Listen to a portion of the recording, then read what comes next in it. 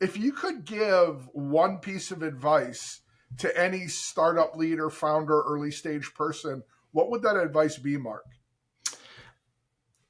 I think any startup founder needs to think big. Yes. And ask yourself, wouldn't it be great if ... All too often we fall into the inertia of running a company or building something, which is, I did one today, maybe I can do two tomorrow. We grew 20% this year, so that means we should grow 25% next year. As opposed to sitting back, thinking really big and asking yourself, wouldn't it be great if I could retire by the time I'm 40?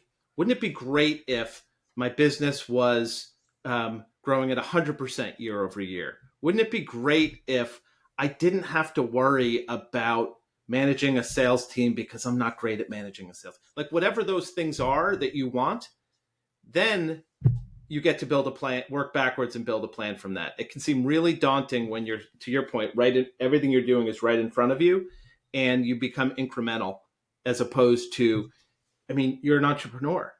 The world is yours. You get to choose the outcome here. So why not think big and ask yourself, wouldn't it be great if?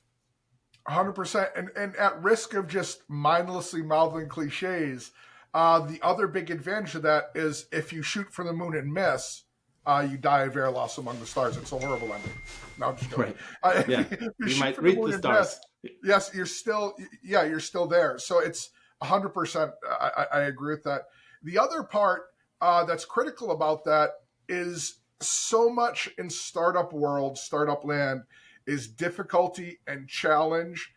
And if people feel like they're not going after a big dream, they rapidly ask themselves, why am I doing this? That's right. This is just a job.